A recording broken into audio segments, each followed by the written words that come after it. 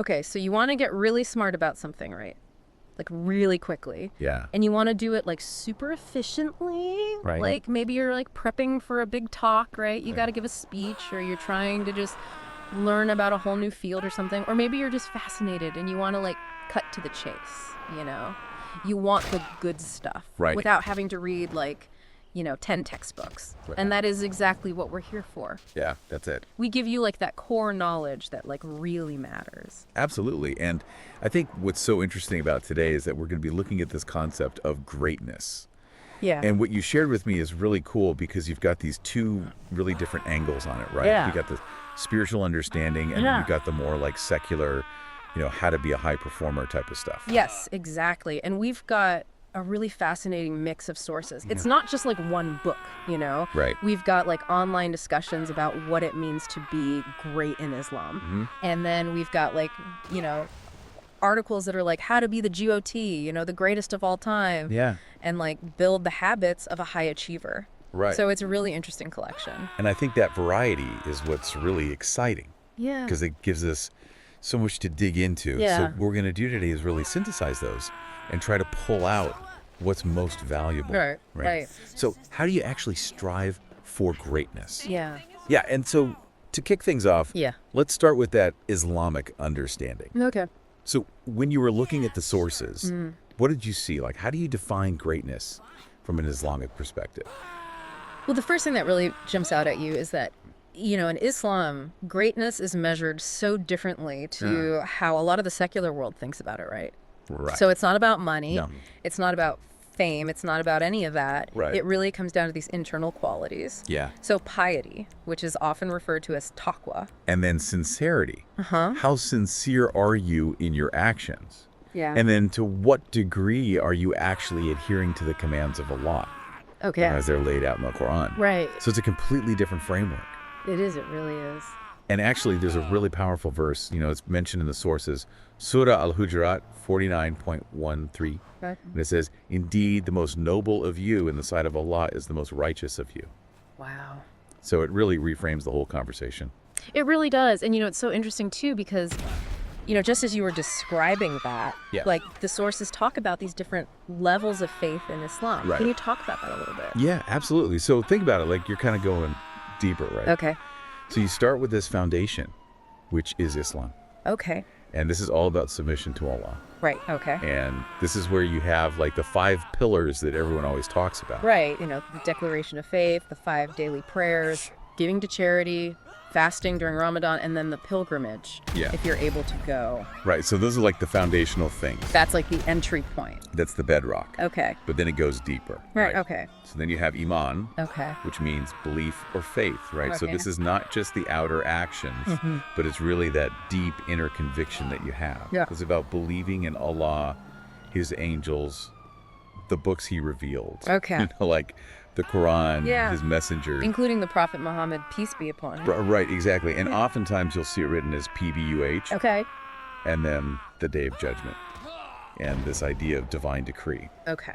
But there's a really interesting hadith that they mention in the sources Oh, okay. that kind of distinguishes between a Muslim and a believer. Okay. So a Muslim is someone from whose tongue and hand others are safe, Okay. right? So it's like you don't have to worry about them hurting you or saying Yeah. something bad about you. Whereas a believer is someone from whose life and wealth Oh, wow. others are safe. Okay. So it takes it to a whole other level. That's a really interesting distinction. Right. So Islam is kind of like the actions. Yeah.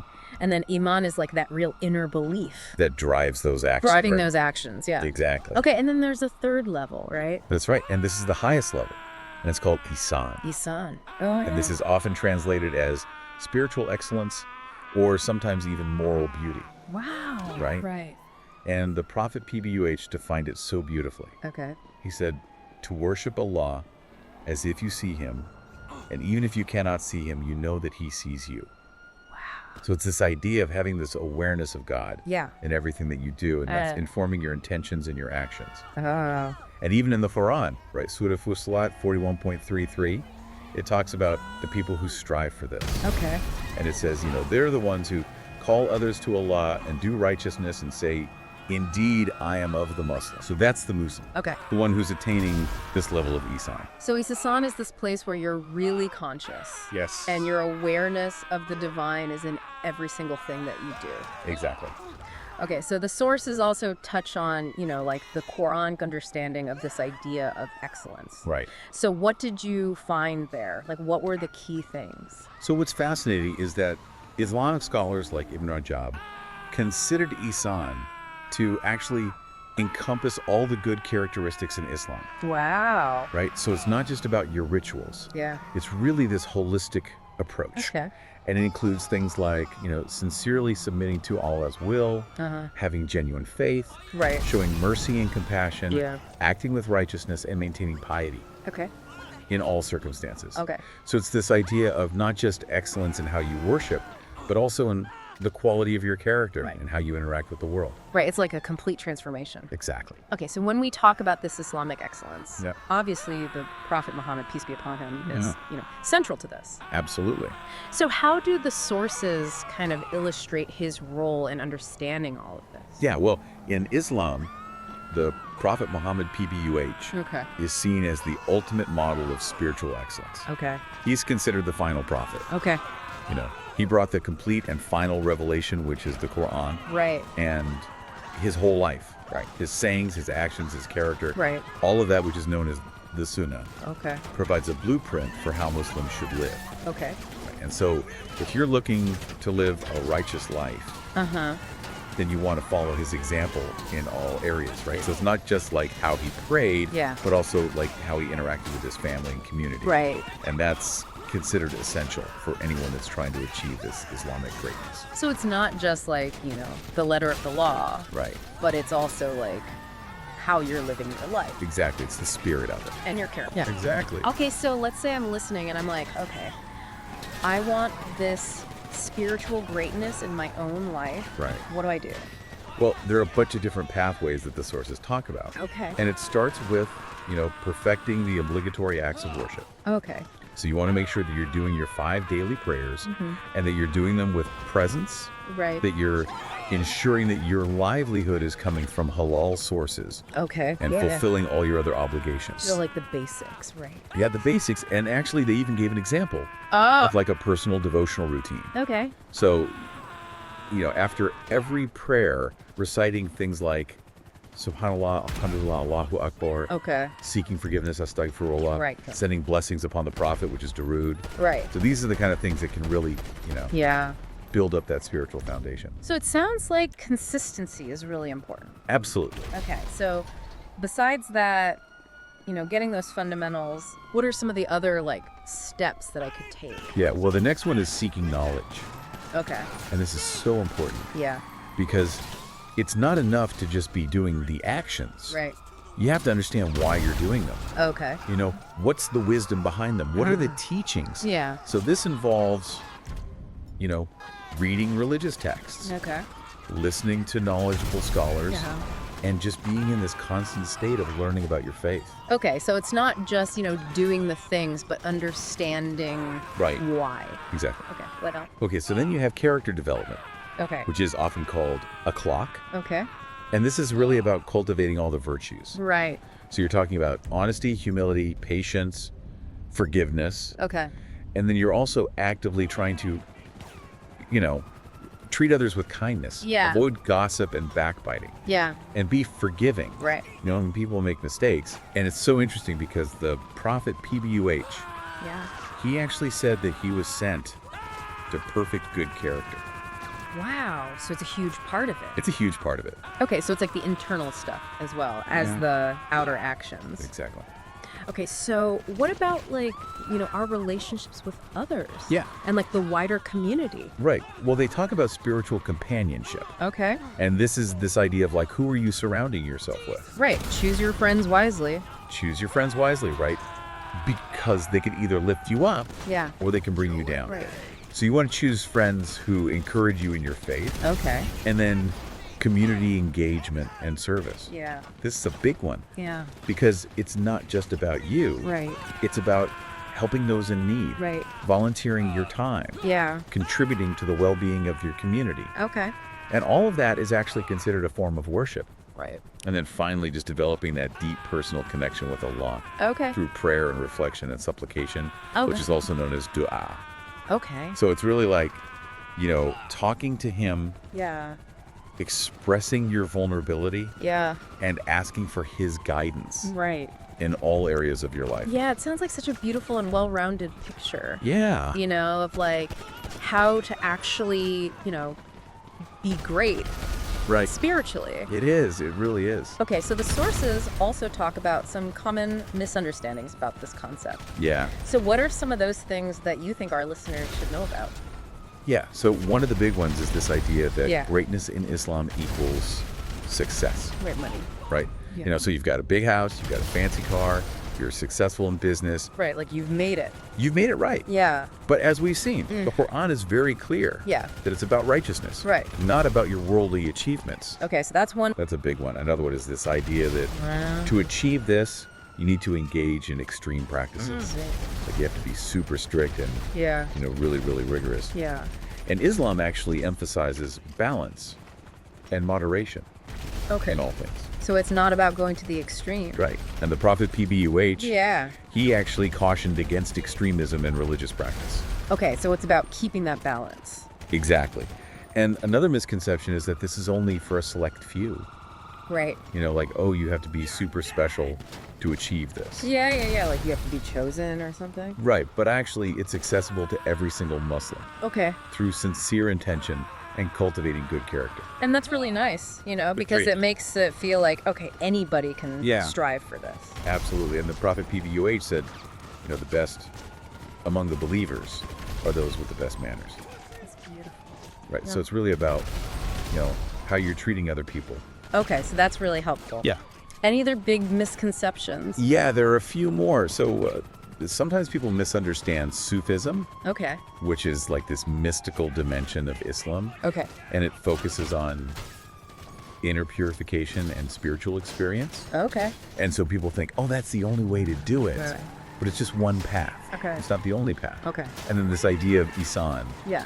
people think that it's about being perfect. Right. Like you're never going to make a mistake. Yeah. But it's not about that. Okay. It's about striving for sincerity and mindfulness Okay. in your worship and your actions. Yeah. So the constant journey. Yeah. And then people also think that spirituality and Sharia, which is Islamic law, are like separate.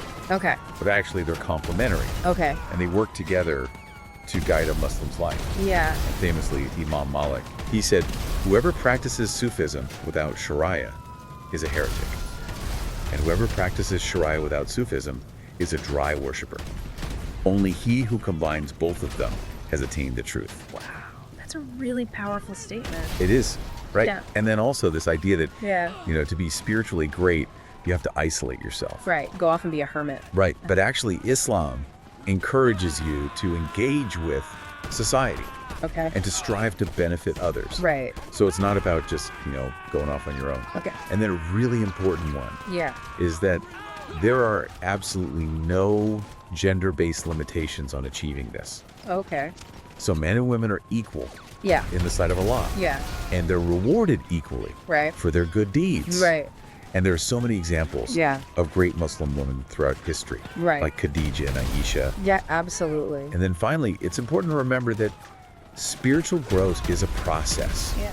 It's not like you just wake up one day and you're there. Right. It's gradual. Yeah. And you just keep getting better and better. I love all of those clarifications. Yeah. And I think, what you've done so well is you've kind of grounded this concept and made it feel really achievable Yeah. for everybody. Absolutely. Okay, so now let's switch gears a little bit. Okay. And talk about the secular perspective. Right. So becoming the Joe, Yeah, the greatest of all time. greatest of all time. Right. What were some of the things that stood out to you when you were looking at those sources? Well, in the secular world, and especially through this lens of like the GOAT mindset, right? It's all about building yourself up. Okay. So it's about having a resilient and a growth-oriented mindset. Right. You've got to cultivate good habits, and you have to just have this like unwavering commitment Yeah. to continuous self-improvement. Right, like always getting better. Always getting better. Yeah. Right. And so they really emphasize building this foundation Okay. of mental toughness, Yeah. having a purpose that really drives you maintaining your well-being. Okay. and being adaptable. Right. It's very self-directed. Yeah. And it's results-oriented. So this GOAT mindset, it's more than just talent. Right. Like raw talent. It's a way of being. It's a way of being. Yeah. Right. Okay, so what are some of the things that like make up that mindset? Well, two really big ones are a growth mindset. Okay. And this is this idea that, Uh-huh. your abilities and intelligence are not fixed. Right. So it's not like you're born with a certain amount and that's it. Right. You can always grow. You can always grow. Yeah. And so you can develop them through dedication and hard work and, learning from your experiences. Okay. And this is in direct contrast to a fixed mindset. Okay. Where you think that your talents are just innate. Right. And that you can't really change them. Okay. And the other one is having passion with purpose. Right. So it's not just about being like, oh, I'm really enthusiastic about this thing. Yeah. But it's about channeling that passion into something that really aligns with your values. Right. And that gives you meaning. Yeah. And like a direction in life. Yeah, like a driving force. Exactly. And the classic example is Michael Jordan. Oh, yeah. Right. Who, had so many setbacks Right. and failures along the way. Yeah. But he just kept going. Right. Because he loved basketball. Yeah. And he had this drive to be the best. Right. So you need that passion to get you through those Exactly. really tough times. Yeah. Okay, so mental resilience. Yeah. That seems like such a cornerstone It is. to this whole GA idea. Right. So how do we build that? So they give a bunch of different tools and strategies. Okay. And one of them is reframing challenges. Okay. So instead of seeing a challenge as like a roadblock, Uh-huh. you see it as an opportunity Okay. to grow and to learn and to develop new skills. And actually there's this stoic exercise Okay. where they encourage you to turn the obstacle upside down Okay. and think, what is the benefit here? Oh, wow. Right. Yeah. And then another one is focusing on what you can control. Oh, okay. Right. Because there are so many things that we can't control. Right, right. But what can you control? Right. You can control your attitude. Yeah. Your effort, your reactions. Okay, so it's about letting go Exactly. of the stuff that you can't control. Right. Okay, so that's like a really great way to manage stress. Absolutely. What else? So then they talk about cultivating mindfulness. Okay. Through things like deep breathing and meditation. Right. Which helps you stay present. Yeah. And manage stress. Right. And regulate your emotions. Okay. And then that growth mindset, right? Yeah. So thinking like win or learn. Win or learn. Right. So that you're not so afraid of failure. Right. Because if you're not failing, you're not growing. Exactly. Okay. And then another one is routines and rituals. Okay. So things like journaling, Okay. exercise, Yeah. getting enough sleep. Right. These are all things that can build that mental toughness Okay. over time. It's like building that muscle. It is. Okay. And then they talk about emotional resilience. Okay. So that's being aware of what triggers you Right. and learning how to, regulate your emotions. Right. And challenge those negative thought patterns. Okay. And then having a good support system. Yes. Right. People that love you and care for you. Exactly. People that are going to lift you up. Right. And then this idea of training in discomfort. Oh. Right. Like intentionally making yourself uncomfortable. Intentionally making yourself uncomfortable. Oh, okay. Right. So like maybe you're scared of public speaking. Yeah. So you join Toastmasters. Right. Right. Okay. And you just slowly build up that tolerance Yeah. to stress and uncertainty. Okay. And then they talk about visualization, which is basically mentally rehearsing Right. successful outcomes. Yeah. Right. Yeah. And then practicing gratitude. Oh, yeah. So really focusing on the good. Right. And then having like a mental reset button. Okay. So, Like you mess up, you make a mistake, and then how do you how do you get yourself bounce back? bounce back? Okay. Right. Wow, that's a lot. It is. It really shows you that mental resilience is something you have to work on. It's a practice. It's a practice. Yeah. Right. Okay, so let's talk about habits. Okay. What are some of the habits of people who achieve greatness? So there are a bunch that come up again and again. Okay. So first of all, they're super goal oriented. Okay. They set really clear and specific goals. Right. And they write them down. Okay. And then they break them down into like a plan. Right. How are they going to achieve this? Okay. And then they have this results driven focus. Okay. So they're always thinking about what's going to have the most impact. And they're constantly learning Yeah. so that they can improve. Right. They also have a strong bias towards action. Okay. So they don't procrastinate. Right. They just do it. Just do it. Right. And then continuous learning is huge. Okay. So they're constantly reading, Right. finding mentors, Yeah. staying up to date in their field. Okay. And then they also take the time for self-reflection. Okay. So they're always asking themselves, how am I doing? Yeah. What could I do better? Right. And then they adjust their strategy. Okay. And they also cultivate positive thinking and gratitude. Okay. Sometimes they do this through meditation or journaling. Right. And they're usually really organized. Okay. They're good at managing their time. Right. And they take their health and well-being really seriously. Yeah. And then they also understand the value of networking and collaboration. And they often treat other people with, kindness and patience. Right. And then finally, they practice delayed gratification. So they're not focused on, instant pleasure. Right. They're thinking long term. Okay. What do I need to do today Yeah. to get to where I want to be tomorrow? So it's like a very deliberate Yeah. and intentional Yeah. approach to living. Right. Okay. So what about this idea of continuous growth? Right. Like, how do we actually do that? So there's this really well-known framework. Okay. It's called the PDCA cycle. Okay. Which stands for Plan, Do, Check, Act. Plan, Do, Check, Act. Okay. So you plan what you're going to do. Yeah. You do it. You check how it went. Okay. And then you act on that feedback. Right. Make adjustments. Make adjustments. Okay. And then they also talk about this idea of making small incremental improvements. Okay. So just get 1% better each day. Okay. And over time, that really adds up. That makes sense. Right. And then investing in your learning and development, Okay. leveraging data and analytics, Yeah.